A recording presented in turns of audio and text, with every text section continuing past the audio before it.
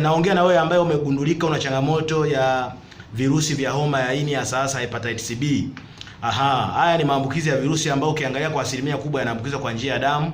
Unaweza kuambukizwa kwa njia ya majimaji, ambao majimaji ni mate, jasho, ule uteute wa ukeni kwa mwanamke, au zile sperm zako, au ule uteute unaotoka kwa mwanaume kwenye wakati unafanya tendo la ndoa. Hizo ni situation ambazo unaweza kukuta ukapata changamoto ya nini? Ya maambukizi ya hivi virusi.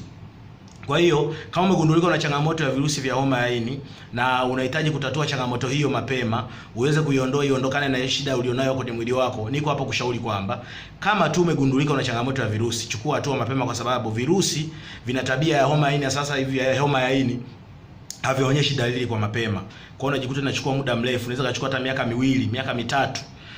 Kumbe virusi wameshakuwa wengi sana. Lakini ukienda hospitalini watakuangalia idadi ya virusi, tunaita viral load.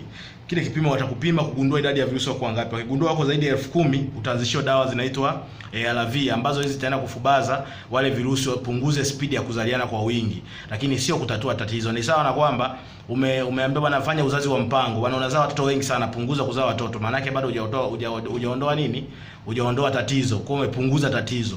Kwa hiyo niko hapo kusaidia kwamba ili uweze kuondokana na hili tatizo la homa ya ini, hakikisha unapata virutubisho ambavyo vitaenda kupandisha kinga yako ya mwili ili kupambana na virusi, kwa sababu virusi ni kama tunasema ni kama kinga yako ilivyo, kwa sababu virusi sio bakteria. Huwezi kuwaua kwa reaction yote ya chemical au kwa reaction yote ya dawa ambayo ina chemical. Kwa hiyo niko hapo kushauri kwamba nitafute, nipigie simu au chukua namba yangu hapo kwenye bio, nitafute nikusaidie. Ndani ya siku 90 tu utaondokana na changamoto hii ya virusi. Karibu sana.